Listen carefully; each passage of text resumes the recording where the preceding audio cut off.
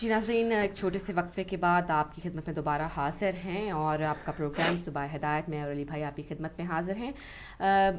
ایک سورۃ توبہ کی ایک آیت کا ترجمہ آپ کو میں سنانا چاہتی ہوں کہ جو لوگ سونا چاندی جمع کر کے خزانہ کے طور پر رکھتے ہیں اور اللہ تعالیٰ کی راہ میں خرچ نہیں کرتے، آپ صلی اللہ علیہ وآلہ وسلم ان کو بڑے دردناک عذاب کی خبر سنا دیجئے۔ وہ اس دن ہوگا جس دن ان کو سونے چاندی جہنم کی آگ میں تپایا جائے گا، پھر ان سے ان لوگوں کی پیشانیوں اور پسلیوں اور پشتوں کو داغ دیا جائے گا اور کہا جائے گا یہ وہ ہے جس کو تم نے اپنے واسطے جمع کر کے رکھا تھا، اب اس کا مزہ چکھو جس کو جمع کر کے رکھا تھا۔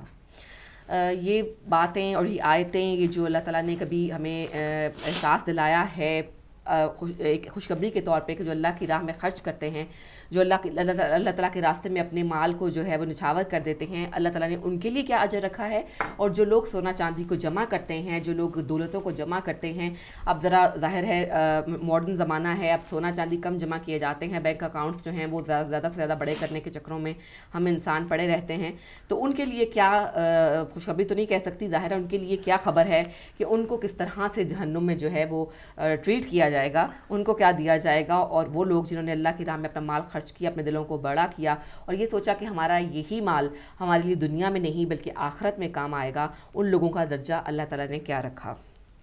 علی بھائی، آپ بات کر رہے تھے بریک پر جائیں سے پہلے کہ کیا کس طرح روکے گا عذاب کو وہ پیسہ جو ہم نے خرچ کر دیا ایگزیکٹلی اللہ کی راہ میں۔ بہت خوبصورت آپ نے نقطے کی طرف دوبارہ اشارہ دلائے۔ ہم کالر پہ جانے سے پہلے یہی بات ہو رہی تھی، اگر اس کو بالکل سامنے سے دیکھا جائے تو لاکھوں کروڑوں لوگ ہوتے ہیں جو کہ ٹیلی ویژن کی نشریات دیکھ رہے ہوتے ہیں، جیسے میں نے پہلے بھی عرض کی کہ لوگوں کے ہاتھ میں آج کل ریموٹ ہوتا ہے، وہ چینج کر رہے ہوتے ہیں۔ ہزاروں سوالات انسان کے اذہان کے اندر ہوتے ہیں، انسان کے ذہنوں میں ہزاروں سوالات ہوتے ہیں، مگر مکتب محمد والے محمد سے وابستہ نہ ہونے کی وجہ سے اس کی تسلی و تشفی نہیں ہو پاتی اور وہ لیے ہوئے اس کو سرگرداں معاشرے میں گھوم رہے ہوتے ہیں۔ ہوتا کیا ہے کہ بعض دفعہ انسان چینل سوئچ کرتا ہے اور اس پر وہی گفتگو آ رہی ہوتی ہے جس کے متعلق اس کے ذہن میں سوالات ہوتے ہیں، اور وہ بیٹھ جاتا ہے سننے کے لیے کہ اچھا اس بارے میں ان کا کیا پوائنٹ آف ویو ہے، اور بڑے احسن طریقے سے جیسے وہ کبھی تھا ہی نہیں، وہ کیا ہوتا ہے سوال نکل جاتے ہیں، وہ اس کے جوابات مل جاتے ہیں۔ ہم نے دیکھا بعض کالرز کال کرتے ہیں کہ جی میں 12 سال سے تراویح پڑھا رہا تھا، میں حافظ قرآن بھی ہوں، میں سپاہی صحابہ کا ممبر بھی رہا ہوں، اور اب میں جو ہے وہ در محمد والے محمد سے وابستہ ہو گیا ہوں، اور باقاعدہ جو ہے وہ مجھے ٹیلی ویژن دیکھنے کی وجہ سے، ہدایت دیکھنے کی وجہ سے ہدایت مل گئی۔ تو یہ تو وہ لوگ ہیں جنہوں نے کال کر کے بتایا، ایک بہت بڑی تعداد ایسی بھی ہوگی جن کو سوالات کے جوابات گھر بیٹھے مل گئے ہوں گے اور ان کا رابطہ محمد والے محمد سے بحال ہو گیا ہوگا۔ جب ایک انسان ان تمام کاموں کے اندر چاہے وہ ایک پوائنٹ کیوں نہ ہو اس سے اپنی شرکت ڈالتا ہے، تو خدا نے قرآن میں ارشاد فرمایا کہ وہ بہترین حساب کرنے والا ہے اور نیکیوں کو بزرگ تر کر کے تمہیں پیش کرے گا۔ کیونکہ جب ہم جائیں گے تو اگر میں ایسے کر کے یہ ایک ہاتھ اٹھاتا ہوں ایسے، میں اس کو بھی پاؤں گا کہ میں نے اس ٹائم پر یہ کام کیا تھا، ایک لفظ بولا تو وہ بھی دیکھوں گا کہ جب انسان وہ کتاب دیکھے گا تو قرآن میں کہ کہہ اٹھے گا کہ یہ کیسی کتاب ہے، اس میں تو کچھ بچا ہی نہیں ہے، سب کچھ لکھا ہے۔ تو وہ کیسے ہو سکتا ہے، پاسبل کیسے ہے کہ ہم خدا کی راہ میں، محمد آل محمد کی راہ میں پیسہ خرچ کریں، چاہے وہ تھوڑا ہی کیوں نہ ہو، مگر ہم اس کو صلے میں بزرگ نہ پائیں، اور یا وہ ہم اس کو وہاں پر نہ دیکھیں، یہ ممکن نہیں ہے۔ وہ آئے گا بھی، بچائے گا بھی، وہ ہمارے جو وہ مطلب بیچ میں عذاب کے بیچ میں رکاوٹ بھی بنے گا، کیونکہ وہ اس کا کام ہے، ٹھیک ہے، آگ کے اوپر پانی کا کام ہے اس کو خاموش کرنا، اور پھر صلے میں بزرگ تر ہو کے سامنے آئے گا۔ تو یہ محدود زندگی کے ایام ہیں اور نیکیوں کے دروازے آپ کے سامنے کھول دیے گئے ہیں، جس طرح شیاطین نے جو ہے وہ برائی کے منبع سامنے رکھے ہوئے ہیں کہ اگر انسان ایک چیز پر شیطان کو لبیک کہتا ہے تو جتنا شیطانی سسٹم ہوتا ہے، اس کے جتنے کارندے مختلف ہوتے ہیں وہ ایکٹیویٹ ہو جاتے ہیں، اور وہ اس کے لیے جو پریشانیاں ہوتی ہیں ان کے لیے پریشانیاں، یعنی جو اس کی نیکیاں کی ہوتی ہیں وہ شیاطین کے لیے پریشانیاں ہیں کہ یار اس کو پتہ نہیں ہمارے تک آنے میں کون سی چیزیں روک رہی ہیں، تو وہ پوری ٹیمیں ایکٹیو ہو کے ان چیزوں کو راستوں سے ہٹاتی ہیں اور اس کو اپنی طرف ویلکم کرتی ہیں۔ پھر انسان کیا کرتا ہے، پہلے وہ ایک گناہ کرتا ہے تو وہ 2 کرنے لگتا ہے، 2 کرتا تھا 4 کرنے لگتا ہے، بڑھتے بڑھتے بڑھتے وہ باقاعدہ خود ایک شیاطین کا روپ دھار لیتا ہے۔ تو اس طرح سے وہ اس کو راستہ دیتے ہیں۔ بالکل اسی طرح رحمان کا سسٹم ہے، جب ایک انسان کہتا ہے پروردگار میں تیری بارگاہ میں خلوص کے ساتھ توبہ کر کے داخل ہوتا ہوں، اور میں یہ اپنی جیب سے اپنی محنت کی کمائی آمدنی کو تیری راہ میں انفاق کرتا ہوں، تو میرے اس کام کو تو اپنی بارگاہ میں اس سعادت کو جو ہے وہ شمار فرما اور اس کو قبول و مقبول فرما۔ تو کیا ہوتا ہے، پروردگار کی طرف سے جو ملائکہ و فرشتے ہیں ان کو حکم ہوتا ہے کہ اس کے آگے کی مصیبتوں کو ہٹاؤ اور اس کو میری طرف آنے دو، اس کے لیے راستہ بناؤ۔ کیا ہوتا ہے، پھر نیکیوں میں توفیق ملتی ہے۔ ابھی آپ نے کال کی اور کہا کہ میں ایک ممبرشپ لیتا ہوں یا لیتی ہوں، تاکہ میں اپنے 14 پاؤنڈ ڈالتی ہوں، تاکہ مہینے یا ڈالتا ہوں کہ مہینے میں جتنا بھی محمد وآل محمد کی راہ میں نشر و اشاعت ہو رہی ہے میرا اس میں حصہ ہو۔ ابھی آپ نے ایک نیکی کی، اب اس کا اثر ہوا لاکھوں اور کروڑوں کی تعداد میں لوگوں کے اوپر، اس میں ہر جگہ آپ کا حصہ ہوگا۔ اب کیا ہوتا ہے کہ جب فرشتوں کو حکم ہوتا ہے کہ اس کو میری طرف آنے دو، اس نے ایک نیکی کی تھی، اس کا اتنا اجر یوں ہوا، اور میں نے قسم کھائی کہ میں اس کو صلے میں بزرگ تر کر کے دوں گا۔ تو کیا ہوتا ہے، ایک نیکی آپ کو یاد بھی نہیں رہتا میں نے کیا کیا تھا، اب آپ کے آگے خوش بختی اور سعادت کے دروازے کھل جاتے ہیں۔ یہ تو صدقہ رہتا ہے، کیونکہ اگر کوئی آدمی اس سے محمد وآل محمد کے در تک آ گیا، اس کی نسلوں میں جب تک عزاداری چلے گی اور مولا کی محبت چلے گی، آپ کا حصہ ملتا رہے گا۔ یہ تو ایک اس کا پہلو ہے۔ اور اس کا دوسرا پہلو کیا ہے کہ اس ایک نیکی کرنے کی وجہ سے بہت ساری نیکیاں، مطلب مولا نے کربلا کا اذن نہیں دیا تھا کہ آپ زیارت میں آئیں، آپ کی فکر میں ہی نہیں تھا، آپ سوچا نہیں تھا، نہ انہوں نے کہا کہ تم آؤ بھائی، آپ نے سوچا نہیں، انہوں نے کہا نہیں، وہ تو کسی کو روکتے نہیں، صحیح کوشش تو آپ نے کرنی ہے، دونوں ہاتھ پھیلانے ہیں، مولا مجھے بلائیں، تو مولا کہیں گے ٹھیک ہے کیوں نہیں آؤ گے، آؤ۔ آپ نے کہا نہیں، اب آپ نے ایک نیکی کی، اس سے بہت سارے در کھلے، مولا نے کہا اس کو ہماری طرف بھی بھیجو، ہم بھی اس عمل سے خوش ہیں۔ تو کیا ہوتا ہے، ہمیں یاد بھی نہیں رہتا ہم نے خدا کی راہ میں کیا نیک کام کیا تھا، جس کی وجہ سے اتنے سارے راستے کھل گئے۔ تو ہمیں ان دقیق نقطوں کی طرف توجہ دینی پڑے گی، جو کہ ہمارے علماء کرام بارہا اس پلیٹ فارم سے، یہ سب چیزیں میں وہ عرض کر رہا ہوں جو کہ میں نے ان علماء سے سیکھی ہیں، جو ہمارے پلیٹ فارم پہ یہاں سے آتے ہیں، یا جنہوں نے اس ٹی وی کو جو کہ باقاعدہ چلا رہے ہیں، دونوں قبلہ ڈاکٹر عدیل صاحب اور جناب قبلہ عباس عابدی صاحب، ان سے بہت کچھ فیض حاصل کیا۔ اور اس کے علاوہ جو علماء یہاں آتے ہیں، اس ہمارے ساتھ ہمارے پینل پہ بیٹھتے ہیں، پروگرامز کرتے ہیں، ان تمام لوگوں سے جو فیض حاصل کیا وہ میں باقاعدہ منعن پیش کیے دے رہا ہوں آپ کی خدمت میں، کہ ایک نیکی کو ایک نہ سمجھیں، چھوٹا نہ سمجھیں۔ آپ یقین کریں یہ اتنے دروازے کھولے گی کہ آپ کے شمار سے باہر ہو جائے گا۔ 50 پینس والی بات ہے کہ آپ تو شاید بھول جائیں رکھے کہ آج ہم نے 50 پینس جو ہیں وہ ہدایت کے لیے رکھے ہیں، لیکن اللہ تعالیٰ جو ہے وہ آپ خدا کہاں بھولتا، نہ اسے اونگ آتی نہ نیند آتی۔ بالکل بالکل، اور وہ تو اتنا آپ کو بڑھا چڑھا کر اس کا اجر دے گا کہ آپ کو شاید یاد بھی نہ رہے کہ اجر مجھے جو مل رہا ہے، تو میں کہہ رہا ہوں بھول جائیں گے، بعض نیکیوں کو آپ بھول جاتے ہیں، آپ نے کیا نیکی کی تھی اور اس کے بعد کتنے دروازے کھولے آپ کو نہیں یاد۔ بالکل ہاں، مگر اس دن جس دن کتاب آپ کے سامنے لائی جائے گی، وہاں آپ دیکھیں گے اچھا اللہ اکبر میں نے یہ کام کیا تھا، اور پھر ہم سوچیں گے کہ یہ کم کیوں کیے، کیوں کہ مولا امیر المومنین اسلام ارشاد فرماتے ہیں کہ سبقت کرو، دوڑ لگاؤ۔ کسی چیز میں مولا نے حکم نہیں دیا مومن کو کہ مومن کے ساتھ جو ہے وہ مقابلہ کیا، سوائے نیکیوں میں۔ نیکیوں میں اپنے برادر مومن سے بھی مقابلہ کرو کہ اگر اس نے اتنی نیکی کی میں اس سے بڑھ کے نیکی کروں گا۔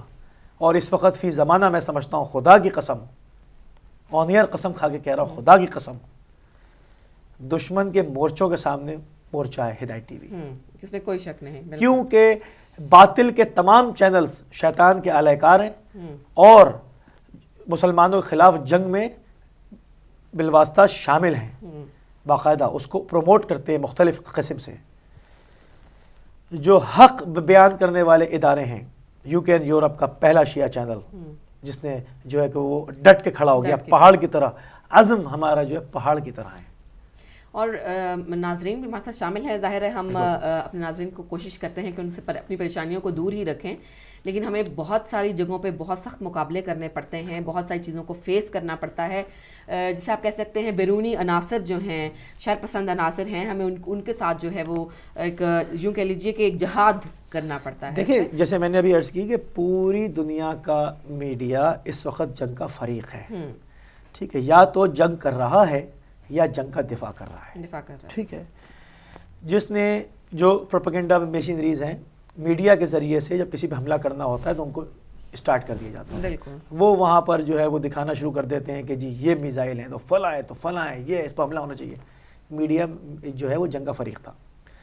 دوسرا میڈیا جو الہی آواز کو بلند کرتا ہے اس کی ذمہ داری کیا بن جاتی ہے کہ وہ سچ بیان کرے، ان کے پروپیگنڈے کو باطل کر دے. تو کیا یہ کام بغیر پیسوں کے یوں ہی ہو جائے گا؟ بس یہی نہیں، سوچنے نہیں بات ہے نا، کیا ایسے ہی ہو جائے گا؟ مطلب ہمیں دنیا بھر میں تمام سیٹلائٹس کو فیسیں نہیں دینی پڑیں گی اپنی بقا کے لیے، ہمیں ٹیلی فونز بل نہیں دینے پڑیں گے، ہمیں الیکٹرک گیس کے بل نہیں دینے پڑیں گے، ہمیں مزید ٹیکسز نہیں دینے پڑیں گے، ہمیں اپنے امپلائیز کو یہاں پر ہم لوگ سیلری کے بغیر کام کریں گے. اور نہیں، یہ ایسی بات نہیں ہے علی بھائی، ہمارے ناظرین جانتے ہیں، ہماری ہدایت کی فیملی جو ہے وہ یہ بات جانتی ہے کہ ان سب چیزوں کے لیے یہ جو آپ کے پاس اینڈ رزلٹ پہنچتا ہے اس سے بہت پہلے بہت مشکلات بھی ہیں، بہت خرچے بھی ہیں اور بہت محنت شامل ہوتی ہے، تو آپ تک جو ہے وہ ایک پروگرام پہنچتا ہے آپ تک. تو سوچیں ہوتی ہیں، بالکل بالکل. اور جیسے نظریات ہوتے ہیں. کہنے کو تو ہم یوں کہ آپ کے ساتھ صبح ہدایت کر رہے ہیں 2 گھنٹے، اس میں ہمارے کنٹرول روم میں جو بیٹھے ہمارے کولیگز ہیں ان کی اتنی ایفرٹ شامل ہوتی ہے، ان کی محنت اتنی شامل ہوتے ہیں. ہمارے جو بھائی ہیں محمد رضا اس وقت کنٹرول روم میں ہیں، ان کی محنت اس میں شامل ہے، گو کہ وہ اسکرین پر نظر نہیں آتے لیکن ان کا بھی اتنا حصہ ہوتا ہے جتنا کہ میرا خیال ہم سے بھی کئی زیادہ گنا زیادہ، کیونکہ ان کو زیادہ اس کے اوپر کنسنٹریٹ کرنا پڑتا ہے. ایک نقطے کو جو ہے وہ جو بھی کنٹرول روم میں ہمارا ساتھی ہمارا بھائی ہوتا ہے ایک کونے کو دیکھ رہا ہوتا ہے کہ کیا چیز آن ایئر جا رہی ہے، کیا چیز کی ضرورت پیدا ہو رہی ہے. جی بالکل. اور ظاہر ہے ہم بھی جب آپ کے سامنے آتے ہیں تو ہم کوشش کرتے ہیں کہ آپ کے سامنے جو اوتھینٹک بات ہے وہ پیش کریں. بے شک ہم بھی عام لوگ ہیں، ہم سے بھی کہیں غلطی ہو جاتی ہے، نالج میں کہیں اوپر نیچے ہو جاتا ہے، لیکن ہماری کوشش ہوتی ہے اور آپ کے پاس مفید ترین جو معلومات ہیں وہ آپ تک پہنچائیں، آپ کو ہلکے پھلکے انداز میں. ہمارا مطلب یہ کوئی یہ نہیں ہوتا کہ ہم ایسا کچھ کریں کہ آپ کو ڈر لگنے لگ جائے اپنے ہی مذہب سے، ایسا بالکل نہیں ہے. جو سہولیات اللہ تعالیٰ نے ہمیں دی ہیں، جو اللہ تعالیٰ نے ہمارے لیے آسانیاں پیدا کی ہیں، ہم اس کا ذکر پہلے کریں گے آپ کے ساتھ. اور دیکھیں خدا نے تو بارہا کہہ دیا نا، دین میں کوئی جبر نہیں، لا اکراہ فی الدین. اور بالکل اس کو کھول کے ان آیات کو بیان بھی کر دیا اور حق کو باطل سے جدا بھی کر دیا. بالکل ٹھیک ہے نا، بالکل دونوں راستے الگ کر دیے.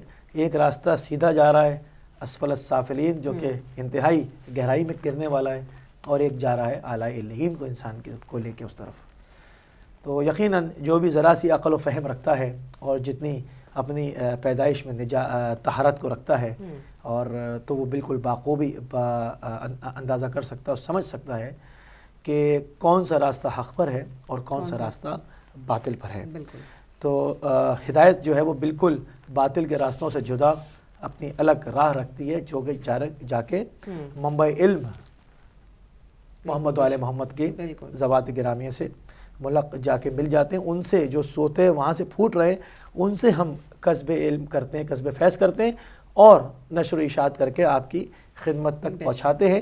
چونکہ دیکھیں ایک زمانہ ہم پر ایسا گزرا کہ ہم نے صحبتیں برداشت کیں، اور ایسا بھی زمانہ تھا جہاں پر سینہ بسینہ امام حسین السلام کی تعزیت دی جاتی تھی اور آنسو پوچھ کر ادھر ادھر ہو جاتے تھے کہ اگر بنو امیہ کے گماشتوں کو پتہ چل گیا تو وہ فوراً قتل کر دیں گے. اس طرح سے بالکل دین کو اندر رکھ کے ایون بیوی بچوں کو بھی بعض دفعہ بہت عرصے تک لوگ نہیں بتاتے تھے کہ ہم محمد علیہ محمد ماننے والے کہ حالات کو مناسب دیکھ کے پھر ان کو بٹھائیں گے کہ تمہارا دین کیا ہے. ابھی جو سرکاری دین باہر چل رہا ہے اس پر چلنے دو ان کو. بتا دوں گا بعض فیملیاں اس میں رہ گئیں، نکل گئے، وہ ان کو نہیں باپ بتا نہیں سکا اس سوچ میں کہ اگر میں نے بتا دیا یہ سب قتل ہو جائیں گے. ہم اس دور سے نکل کر آئے ہیں، خونی بارش میں سے نکل کر آئے ہیں. پھر کتاب کا دور تھا، کتابوں کو جلایا گیا، لائبریریوں کو جلایا گیا. انسانی تو مطلب خون سے دیوار بغداد بنائی گئی، ٹھیک ہے نا، سادات کے خون سے اس کو چنا ہی گیا، زندہ درگور کیا ہی گیا، مگر ہماری لائبریریاں بھی پوری جلائی گئیں، مکتب جلائے گئے. اس دور کو بھی لے کے آپ دیکھیں کتنا خوبصورت دور میں داخل ہو گئے. مولا نے کتنا آپ کو مطلب کتنی سہولت فراہم کر دی کہ اب آپ کے ماشاءاللہ نشریاتی ادارے ہیں. ٹھیک ہے. اور ہدایت ٹی وی جو یوکین یورپ کا پہلا نشریاتی ادارہ ابھر کر سامنے آیا اور اس نے دشمن کی زبانوں کو تالے ڈال دیے. جو بیٹھ کے چبا کے باتیں کیا کرتے تھے ان کو فکر میں پڑ گئے کہ اگر ہم نے شرارت کی تو یہ بیٹھ کے قلعی کھول دیں گے ہماری، اور جو ہے نا اگلا پچھلا سب ہم کو یاد دلا دیں گے. تو کیا ہوا آپ کتنے اچھے دور میں ہیں, کتنا شکر ادا نہ کریں. کم ہے کہ اب اس وقت جو ہے وہ تمام چیزیں لے کر ہم میڈیا کے سامنے یوں پیش کر دیتے ہیں لوگوں کو. کالر کو شامل کرتے ہیں. ہیلو السلام علیکم. وعلیکم السلام. السلام علیکم جناب علی, خوش آمدید. نقوی صاحب کیسے ہیں؟ دعائیں آپ کی, آپ سنائیں. الحمدللہ. کیسی عید کیسی گزری؟ الحمدللہ, کرم مولا حسین کا. آپ بتائیے کیسے ہیں؟ دعائیں آپ کی. بس جانے آپ سے معذرت کر لی ہوئی ہے, پہلے دوبارہ کرنے کی ضرورت تو نہیں ہے. نہیں بالکل بھی نہیں. نہیں, معذرت کی اس میں کوئی بات نہیں ہے. ظاہری بات ہے روزگار کا معاملہ ہے, اب آپ صبح نہیں شامل ہو پاتے. انشاءاللہ معذری دیتا رہوں گا. بالکل بالکل بالکل. تو آج آپ بات کر رہے تھے مورچے کی. جناب. تو میرے بھائی مورچوں کی قسمیں ہوتی ہیں. ایک مورچہ وہ ہوتا ہے جو طاقت کے نشے میں قائم کیا جاتا ہے, غرور کے نشے میں قائم کیا جاتا ہے. جیسا کہ آپ نے دیکھا ہوگا کہ سعودی عرب یمن پہ کس طریقے سے مورچہ بندی کیے بیٹھا ہوا ہے اور ان کے حقوق چھین رہا ہے, انسانی حقوق کو پامال کر رہا ہے, ہر قسم کی طاقت استعمال کر رہا ہے, اور اس کے باوجود اس کو حاصل کچھ نہیں ہوا. اس کی وجہ کیا تھی؟ اس کا مقصد کیا تھا کہ وہ اپنی طاقت کو استعمال کر کے ہر قسم کے حقوق چھین کے اپنے مورچے کو پکا کرنے کی کوشش کر رہا تھا. تو یہ ایک مورچہ یہ ہوتا ہے. ایک مورچہ وہ ہوتا ہے جو ہم کو علمی مورچہ جسے کہتے ہیں, جس میں آپ نے دیکھا ہوگا کہ یمن کے عوام کے پاس آل محمد کی محبت تھی, ان کے پاس آل محمد کے دیا ہوا علم تھا. انہوں نے اس علم سے, اس محبت سے, اس جذبے سے اس فرعونیت کے مورچے کو کس طریقے سے مقابلے میں کھڑے ہو کے روکا. یہ طریقہ تھا ایک مورچے کا. دوسرا مورچہ یہ ہوتا ہے جس میں ہم علمی مورچہ جسے کہتے ہیں. بالکل. علمی مورچہ وہ ہوتا ہے جس میں ہم اپنی ذات سے لے کے آنے والی نسلوں تک کو مضبوط کرنا ہوتا ہے. اور وہ مضبوطی کس طریقے سے ہوتی ہے؟ اس کا طریقہ یہ ہوتا ہے کہ ان کو ذہنی طور پہ باشعور کر کے بتانا ہوتا ہے, نظریاتی طور پہ مستحکم کرنا کیا ہیں اور کس لیے ہیں اور کیوں آئے ہیں دنیا میں اور کس لیے رہنا ہے اور کس لیے جانا ہے ہم. بے شک. یہ ایک علمی شعور ہوتا ہے. اور یہ وہ مورچہ ہے جو آنے والی نسلوں تک کو اپنے پاؤں پہ کھڑا ہونے کی ترغیب دیتا ہے اور ترتیب دیتا ہے کہ یہاں کس طریقے سے کھڑا ہونا ہے. اب یہ مورچہ جو ہے ہدایت نے سنبھالا ہے, یہ وہ مورچہ ہے جس میں ہماری آنے والی نسلوں کو پاؤں پہ کھڑا ہونے کی ہدایت کی جاتی ہے. انہیں کھڑا کیا جاتا ہے, انہیں بتایا جاتا ہے کہ دیکھو 1400 سال سے جس طرح ظلم ہوتا آیا ہے, اس ظلم کو سامنے رکھتے ہوئے آپ نے آنے والے وقت میں اس کو مقابلہ کس طریقے سے کرنا ہے. اب تھوڑا سا مسئلہ یہ پیدا ہو جاتا ہے کہ جب ہم اسکولوں میں تھے, جب ہم مجالس سنتے تھے, جب ہم بارگاہوں میں جاتے تھے, مساجد میں جاتے تھے, تو وہاں سن کے وہاں ہی چھوڑ کے گھر چلے آتے تھے. اور جب باہر نکلتے تو ہمیں کچھ یاد ہوتا تھا, کچھ نہیں یاد ہوتا تھا. تو وہ علمی مورچہ جو ہمارا تھا وہ اتنا پاورفل نہیں تھا, وہ کچھ کمزور تھا, کیونکہ اس میں مختلف علماء کے مختلف خیالات وقتی طور پہ سن کے ہم چلے آتے تھے. لیکن ہدایت نے وہ مورچہ اس طریقے سے سنبھالا کہ جب ہم ڈرائنگ روم میں بیٹھے ہیں, 24 گھنٹے بیٹھے ہیں, بازار میں ہیں, دکانوں میں ہیں, جہاں کہیں بھی جاتے ہیں, ہمیں ہدایت وہاں پہ ملتا ہے. ہدایت دیتے ہوئے ہماری نسلوں کو یہ سنتے ہوئے پتہ چلتا ہے کہ ہدایت ہمیں کیا بتا رہا ہے. پھر ایک دن کی بات نہیں, 2 دن کی بات نہیں, یہ 7 سال سے چلتا آ رہا ہے اور یہ چلتا جائے گا انشاءاللہ آگے بھی. تو یہ ہدایت دیتا رہے گا ہمیں بھی, ہماری نسلوں کو بھی. تو میں سمجھتا ہوں کہ جو ہدایت پانے والے ہیں, جو آل محمد کی بات کو سننے والے ہیں, جو آل محمد سے محبت رکھتے ہیں, جو آل محمد سے کچھ حاصل کر کے اس پہ عمل پیرا ہیں یا عمل کرنا جانتے ہیں, تو انہیں یہ سوچنا ہوگا کہ ہدایت ٹی وی نے جو خدمات دی ہیں وہ خدمات کوئی معمولی خدمات نہیں ہیں.